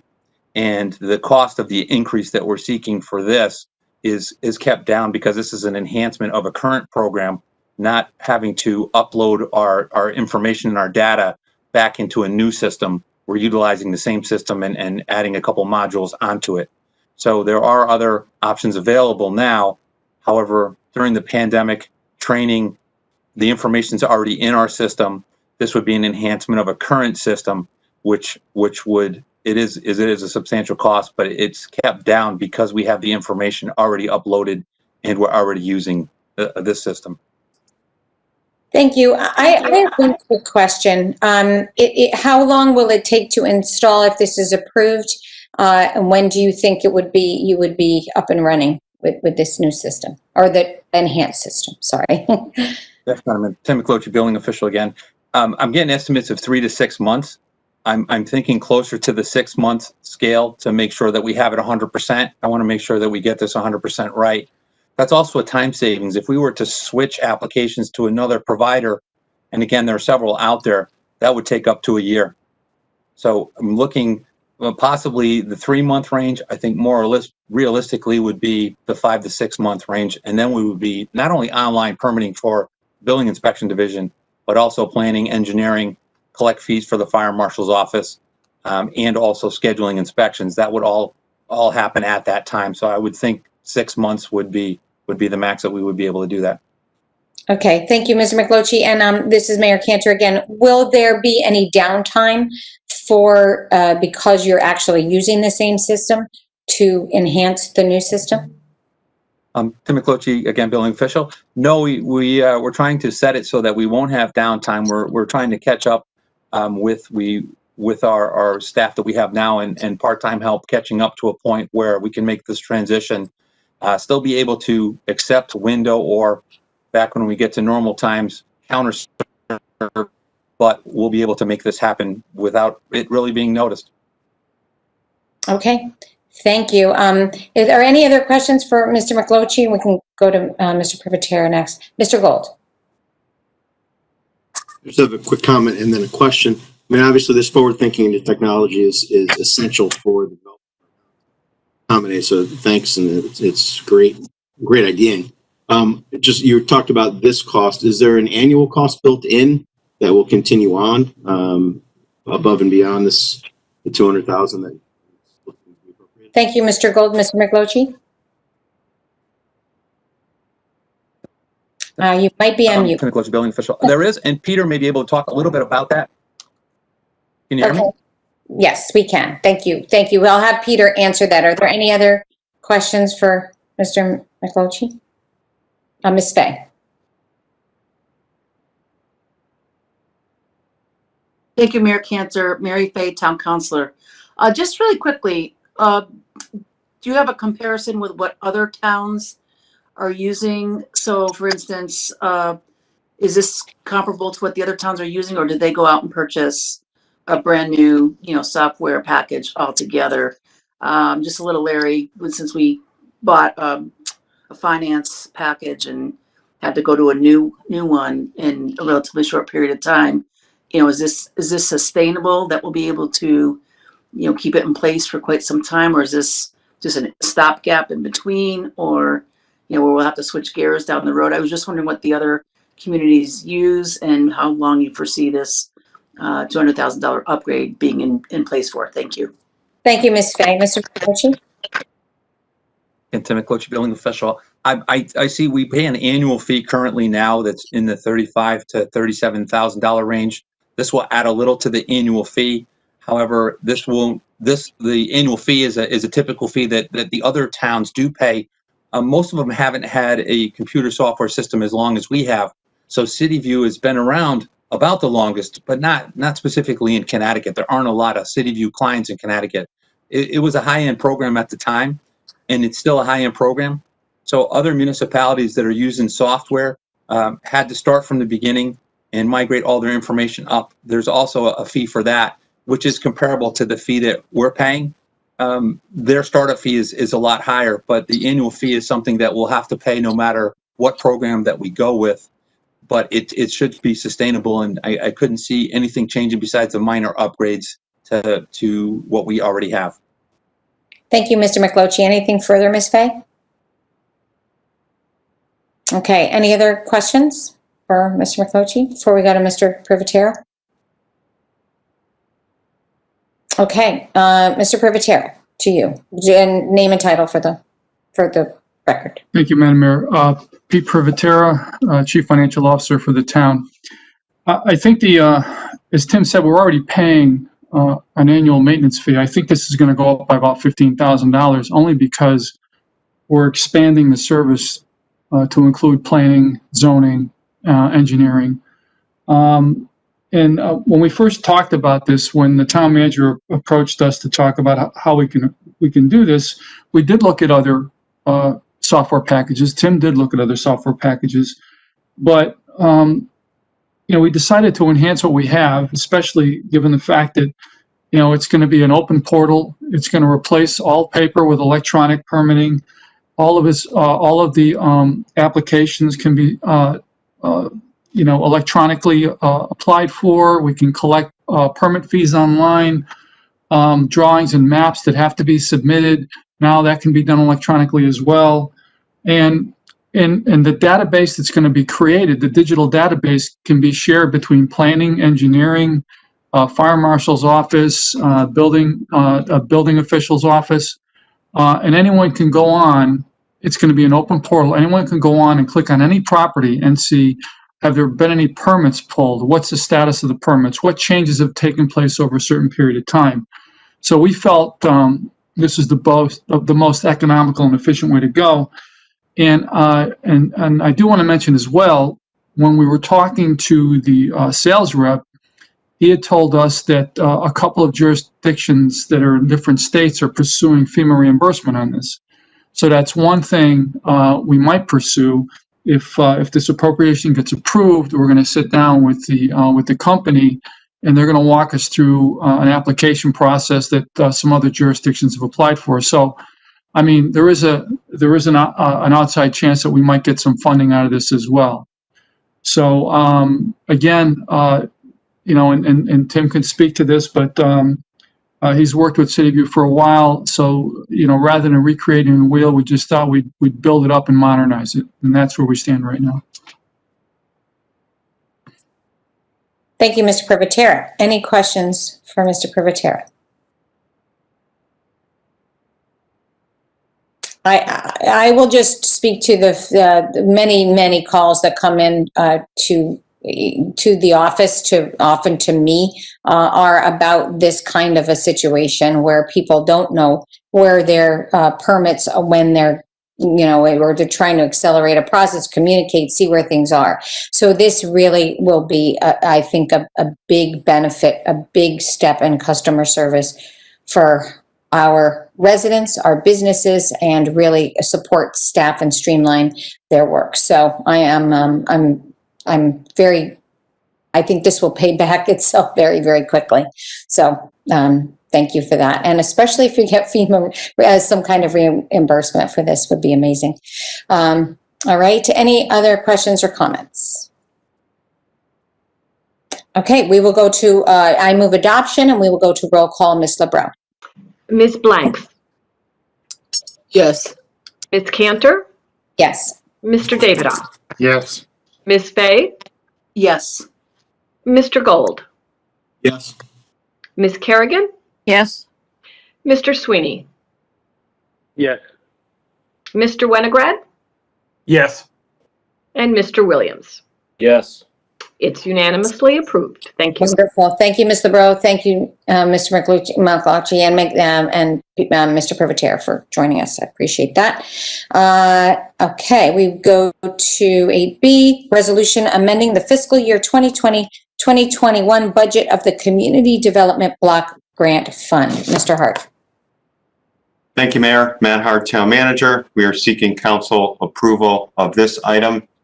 Each and every year, we receive a community development block grant from HUD, at the federal level. We're what's called an entitlement community. And at the end of each fiscal year, we have the option, with your approval, to carry forward unexpended grant funds so that we can use them in the new year for additional projects. So for the last fiscal year, the year ending June 30th, 2020, we actually had a significant unexpended balance, as you see, of a little less than $974,000.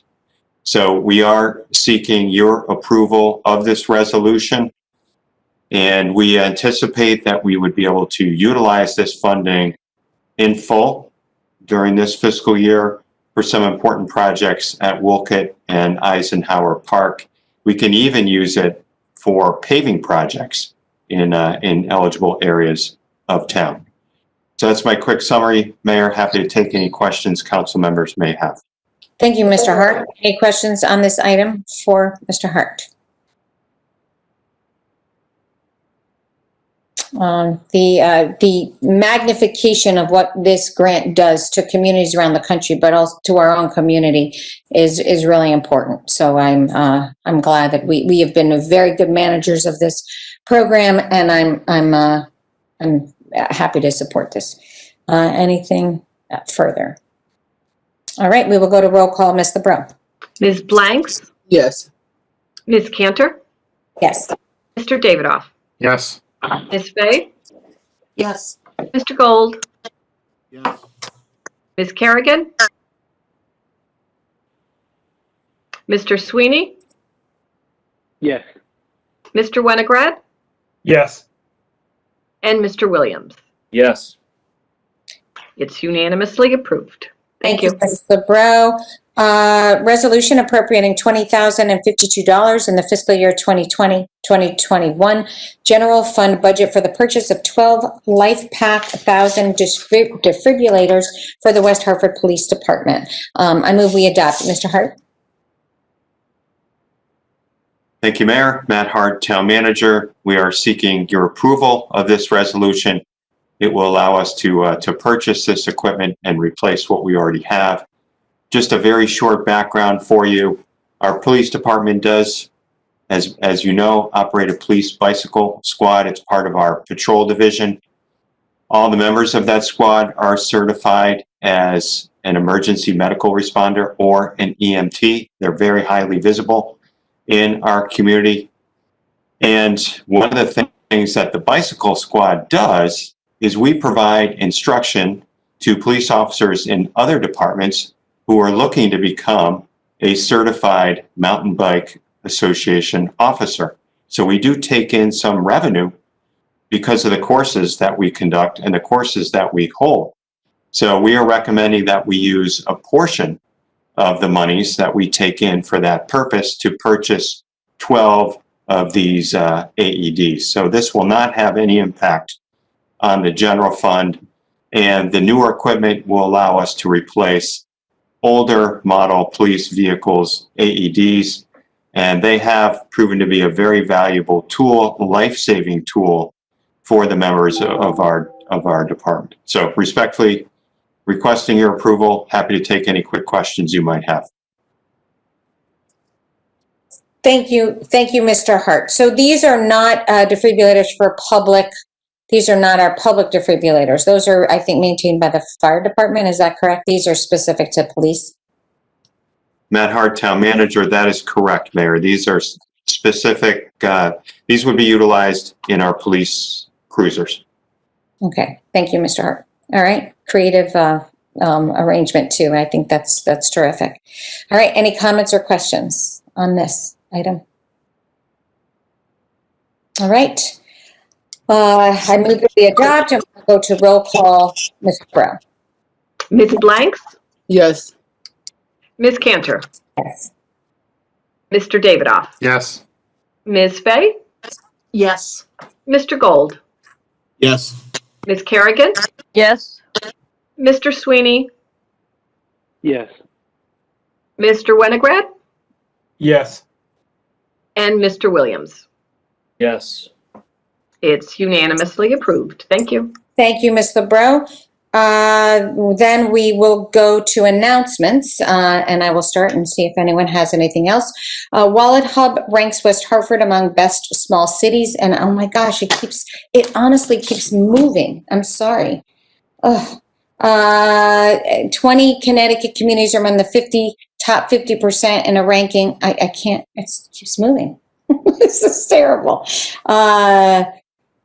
They are, this is a financial services website, and we're highly ranked there. It keeps going away. In the analysis, which included more than 1,200 U.S. cities with populations between 25,000 and 100,000, West Hartford was ranked in the 89th percentile.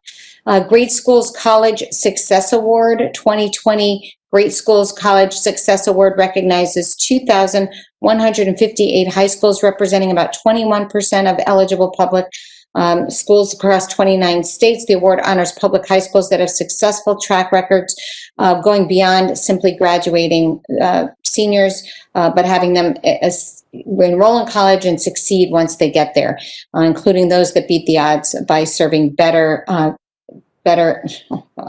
It's really impossible to read because it keeps moving. I apologize. Both Hall and Conard were in this, and that's terrific. And as Matt mentioned, the Veterans Day ceremony will be tomorrow at the Veterans Memorial at 11 p.m. It was a little iffy what the weather was going to look like, and it is the American Legion's call. They're hosting this event, and they have, it looks like the rain will hold off, and the event will be held 11 o'clock and 11:11 at Veterans Memorial. Are there any other comments, questions, and announcements for the public? All right. I don't have any other announcements except that we are entering a very critical phase in this pandemic, with numbers all around us going up, college students coming back from colleges, and family gatherings and all of those kinds of things. So if there's anything that I can say as an elected official, is that I'm really worried. And I really am hopeful that people listen and take precautions so that we are not in worse shape after the Thanksgiving holiday than going into it. So this is, we've been through a lot. We still have a ways to go. We've gone through a lot together. We've really scaled back, and I don't want to slip so that then we lose ground and we are in a position where we're closing schools and businesses and all of those kinds of things, because those are real concerns of all of ours. So wear your masks, physical distance, make sure that if you are in your pod and don't go beyond, and if you do, use every precaution that you need. Testing is hopefully accessible. And if anybody is in need of help during a quarantine period, if you've been exposed, don't go out, quarantine. If you are sick, do not leave your house and get tested. So, and I just urge everybody to do that. Be well, be safe. And with that, I don't think we have an executive session. So we will make a motion to adjourn. And with no objection, we are adjourned. Good night, everybody.